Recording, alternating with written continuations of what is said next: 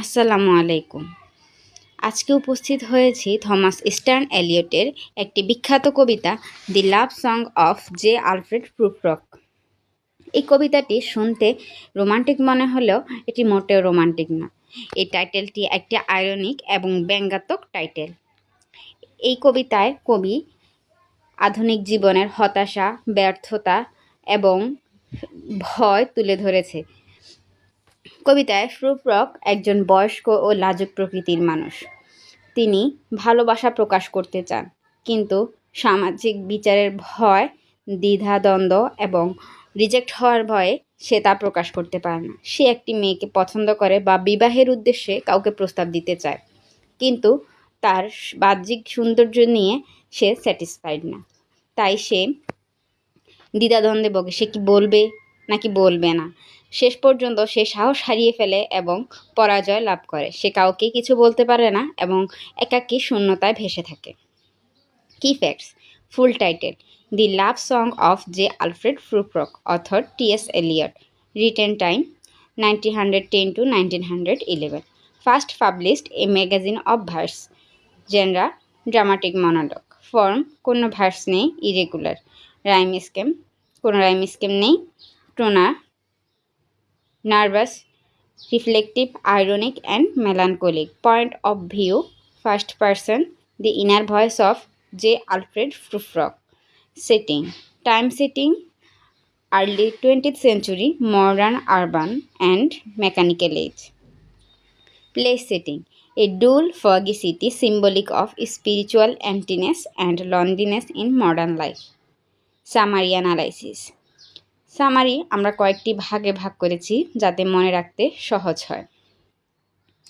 প্রথমে হচ্ছে দি setting and atmosphere. কবিতাটি শুরু হয় একটি ওয়ারি ইমেজ দিয়ে। The poem begins with a weary image of the city. Prufrock invites us to walk through half deserted street and narrow section.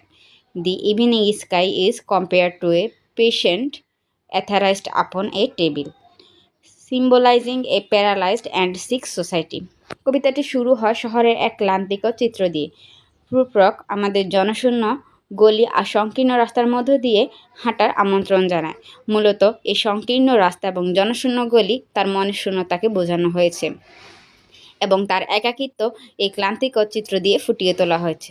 সন্ধ্যার আকাশকে তুলনা করা হয়েছে টেবিলে শুয়ে রাখা অচেতন রোগীর সাথে, যা একটি স্থবির ও রুগ্ন সমাজের প্রতীক। দ্বিতীয়ত পয়েন্ট হচ্ছে দি স্ট্রাগল অফ ইনডিসিশন। সে সবসময় সিদ্ধান্ত নিতে দ্বিধাদ্বন্দ্বে ভোগে। Prufrock is burn by an overwhelming question but lacks the courage to ask it. He constantly procrastinates, saying there will be time to make decisions and revisions. He is trapped in a loop of hesitation. প্রুফ্রক একটি গুরুত্বপূর্ণ প্রশ্ন বোঝা বয়ে যাচ্ছে। আসলে সে প্রশ্নটি হচ্ছে, সে কি প্রপোজ করবে কি করবে না, সে কি তার ভালোবাসা প্রকাশ করবে কি করবে না। সে এই দ্বিধাদ্বন্দ্বের মাঝে আটকে আছে, তার সাহস নেই। সে বারবার নিজেকে বুঝায় যে এখনও সময় আছে, এখনও সময় আছে সিদ্ধান্ত নেওয়ার জন্য। সে বারবার নিজেকে প্রিপেয়ার্ড করে, কিন্তু আসলে সে একটা দ্বিধাদ্বন্দ্বের জালে আটকে পড়ে থাকে। Social anxiety and insecurity. He is painfully self conscious about his appearance, especially his bald spot and thin limbs. He fears being judged by high society women who talks about Michelangelo. He feels like an insect pinned to a wall under the gaze. প্রুফ্রক সে তার চেহারা নিয়ে, বিশেষ করে তার টাক মাথা থাকে এবং হাত পা খুবই একটি চিকন, মানে সরু হাত পা থাকে। তো এ বিষয় নিয়ে সে খুবই লজ্জায় থাকে এবং ভাবে যে উচ্চবিত্ত নারীরা হয়তো তাকে পছন্দ করবে না, তাকে নিয়ে বিদ্রূপ করবে। তখন উচ্চবিত্ত নারীরা দেখা যায় মাইকেলেঞ্জেলোকে নিয়ে খুবই গল্প করছে এবং সে তাকে একটা ছোট্ট পতঙ্গ মনে করছে। এই ভয়ে সে তার ভালোবাসাটা প্রকাশ করতে পারছিল না। The meaningless life. Prufrock says, I have measured out my life with coffee spoons. This famous line suggests that his life has been trivial, repetitive, and devoid of any grand purpose or excitement. প্রুফরক বলছেন, আমার জীবনকে চায়ের চামচ দিয়ে মেপেছি। এই বিখ্যাত লাইনটি দিয়ে বোঝানো হয়েছে যে তার জীবন অত্যন্ত তুচ্ছ, একঘেয়ে এবং কোনো মহৎ উদ্দেশ্য বা উত্তেজনাহীন। মূলত সে তার কফি স্পুনস ওই চামচের ভিতরেই সীমাবদ্ধ, সে তার গণ্ডি থেকে বের হতে পারছে না বা কোনো সাহস দেখাচ্ছে না। Rejection of heroism. He admits, no, I am not Prince Hamlet, meaning he is not a tragic hero. Instead, he sees himself as an attendant lord, a secondary character who is cautious, meticulous, and at times a bit of a fool. সে স্বীকার করে, না, আমি রাজপুত্র Hamlet নয়, অর্থাৎ সে কোনো মহান নায়ক নয়, বরং সে নিজেকে একজন আজ্ঞাবহ কর্মচারী হিসেবে দেখে, যে কিনা অত্যন্ত সতর্ক, খুঁতখুঁতে এবং মাঝে মধ্যে কিছুটা বোকা। মূলত সে প্রথমে নিজের মনে মনে নিজেকে সাহস যোগায়, কিন্তু শেষ পর্যায়ে সে বুঝে যে তার ভিতরে কোনো সাহস নেই, সে হ্যামলেটের মতো কোনো সাহসী নয় বা কোনো রাজপুত্রও নেই। তাই সে তার এই বোকামি এবং অত্যন্ত সতর্ক থাকে, এই বোকামিটা ভিতরে রেখে সে একাই থেকে যায়। The final disillusionment. He dreams of mermaids singing on the waves but sadly realize, I do not think that they will sing to me. The mermaids represent a romantic world that he can never belong to. When human voice wake him, he drowns in reality. সে সমুদ্রের ঢেউয়ের ওপর মৎস্যকন্যাদের গান গাওয়ার স্বপ্ন দেখে, কিন্তু করুণভাবে উপলব্ধি করে যে আমার মনে হয় না তারা আমার জন্য গান গাইবে। মৎস্যকন্যারা এখানে এক রোমান্টিক জগতের প্রতীক, যেখানে তারা কোনো স্থান নেই। বাস্তবতার ছোঁয়ায় তার স্বপ্ন ভেঙে যায় এবং সে ব্যর্থতায় নিমজ্জিত হয়। মূলত এই মৎস্যকন্যাদের গান গাওয়াটা বোঝানো হয়েছে যে সে কল্পনা করে যে তার ভালোবাসার মানুষ তার ভালোবাসা গ্রহণ করছে, কিন্তু একসময় সে উপলব্ধি করে যে আসলে তাকে তারা গ্রহণ করবে না বা তাদের জন্য গান গাইবে না। এই রোমান্টিক জগৎ থেকে সে হঠাৎ করে বের হয়ে পড়ে এবং তার স্বপ্ন ভেঙে যায় এবং তার সাহস চলে যায়, সে ব্যর্থতায় ধীরে ধীরে নিমজ্জিত হয়। পুরো কবিতা জুড়েই আমরা দেখি ফিয়ার, ডিসইলিউশনমেন্ট, তারপর দ্বিধাদ্বন্দ্ব, তার ভয়, ভীতি, যা তার জীবন ব্যর্থতার একমাত্র কারণ। Theme: isolation and loneliness. আমরা জানি যে প্রুফরক হাজার মানুষের ভিতরে থাকলেও সে তাকে নিজেকে একাকী মনে করে, সে সম্পূর্ণ একা অনুভব করে। এলিয়ট দেখান যে আধুনিক জীবন এমন মানুষ সৃষ্টি করেছে যারা নিজের মনের ভিতরেই বাস করে, কথা বলতে বা কাজ করতে ভয় পায়। প্রুফরকের একাকিত্ব আধুনিক যুগের আত্মিক শূন্যতার প্রতীক হয়ে ওঠে। Indecision and inaction. আমরা সামারি থেকেই জানতে পারি যে প্রুফরক ইনডিসিশন এবং ইনঅ্যাকশনে ভোগে। সে কোনো ডিসিশন নিতে পারে না এবং কোনো অ্যাকশন যেতে পারে না। সে বারবার শুধু বলে যে দেয়ার উইল বি টাইম, আরও সময় আছে। ডু আই ডেয়ার, সে কি সাহস করবে? তার আসলে সাহসী হয় না তা প্রকাশ করার। এবং এর মাধ্যমে আইরনিকভাবে কবি ফুটিয়ে উঠেছে যে আধুনিক মানুষের অবস্থানকে প্রকাশ করে, যেখানে মানুষ গভীরভাবে চিন্তা করে কিন্তু স্বাধীনভাবে বাঁচতে পারে না। জীবনটা তাদের হয়ে যায় কফি চামচে মেপে নেওয়ার মতো। দ্বিধা জীবনকে অর্থহীন রুটিনে পরিণত করে। Passes of time and fear of ageing. সময় প্রবাহ ও বার্ধক্যের ভয় প্রুফরককে তাড়িয়ে বেড়ায়।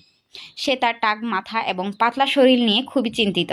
সে ভয় পায় তার সেরা মুহূর্তগুলো চলে গেছে এবং সে বুড়ো হয়ে যাচ্ছে, হয়তো কেউ তাকে মেনে নেবে না। সে নিজে দুঃখ অনুভব করে এবং নিজেকে খুবই ছোট মনে করে।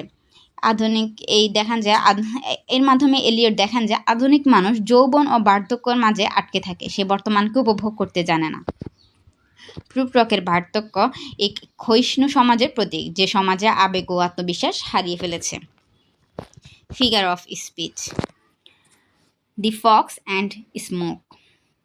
দি ফক্স অ্যান্ড স্মোক দিয়ে আসলে বোঝানো হয়েছে যে বিভ্রান্তি, নিস্তেজতা এবং দ্বিধার প্রতীক। এটি সিম্বলাইজ করে যে dull, routine and Prufrock's life. Coffee spoons. Coffee চামচ প্রুফরক জীবনে নিস্তেজ ও যান্ত্রিক রুটিনের প্রতীক। এটি দেখায় যে সে কীভাবে ছোট অর্থহীন কাজের মাধ্যমে সময় মাপে। তার জীবনে উত্তেজনা এবং আবেগের কোনো স্থান নেই, সে নির্দিষ্ট গণ্ডির মধ্যে সীমাবদ্ধ রয়েছে। The sea and mermaids. The sea and mermaids দিয়ে কবি রোমান্টিক জগৎকে বোঝায় এবং প্রুফরকের যে প্রত্যাখ্যান, ব্যর্থতা, ভয় এইসব দিকগুলো ফুটিয়ে ওঠায়। The evening etherised patient. Operation টেবিলে অচেতন রোগীর সাথে তুলনায় সন্ধ্যা এক নিস্পন্দন ও পক্ষাঘাত অবস্থার প্রতীক। এর মাধ্যমে আধুনিক সভ্যতার অনুভূতিহীনতা ও প্রুফরকের অসহায় মানসিক অবস্থাকে প্রকাশ করে। এখানে পৃথিবী ও মানুষ দুজনেই শক্তিহীন ও অনুভূতিহীন। Toast and tea. Toast and tea মূলত সামাজিক জীবনের প্রতীক। এটি দেখায় যে মানুষের জীবন যেমন প্রুফরকের গভীর চিন্তা ও বাইরের যে ফাঁফা জীবনের মধ্যে তীব্র বৈপরীত্য সৃষ্টি করে। এটি মনে করিয়ে দেয় তার আত্মিক ক্ষুধা আজও অপূর্ণ। তো আমরা এবার কিছু ইম্পর্ট্যান্ট কোটেশন দেখব, যেগুলো পরীক্ষায় দেওয়া খুবই সহজ এবং খুব ছোট ছোট মুখস্থ করতেও তোমাদের সহজ হবে। প্রথমত 1 নাম্বার হচ্ছে do I dare disturb the universe. Do I dare disturb the universe দ্বারা বোঝানো হয়েছে যে ডু আই ডেয়ার, আমি কি সাহস করব ডিস্টার্ব দি ইউনিভার্স, সে কি ইউনিভার্সকে ডিস্টার্ব করবে। এর দ্বারা সে আসলে বোঝাতে চেয়েছে যে তার ভালোবাসার নারীকে কি সে সাহস করে বলবে, সে কি তাকে ডিস্টার্ব করবে। এখানেও তার দ্বিধাদ্বন্দ্ব এবং মানসিক অবস্থাকে তুলে ধরা হয়েছে। There will be time to prepare a face to meet the faces that you meet. সে এই কোটেশন দ্বারা বোঝানো হয়েছে যে তার মনের যে ভয় ভীতি তা তুলে ধরা হয়েছে। সে বারবার বলছে দেয়ার উইল বি টাইম, এখনও সময় আছে, দেয়ার উইল বি টাইম, এখনও সময় আছে। সে ফেস করবে পরে, সে নিজেকে প্রিপেয়ার করছে। আসলে তার এই দেয়ার উইল বি টাইম দ্বারা তার যে পিছিয়ে যাওয়াটা এবং লনলিনেস তার কাছে আসা এবং বিচ্ছিন্ন হয়ে যাওয়া, অর্থবহ সম্পর্ক গড়তে অক্ষমতার প্রকাশটা ঘটায় এখানে। I have measured out my life with copy spoons.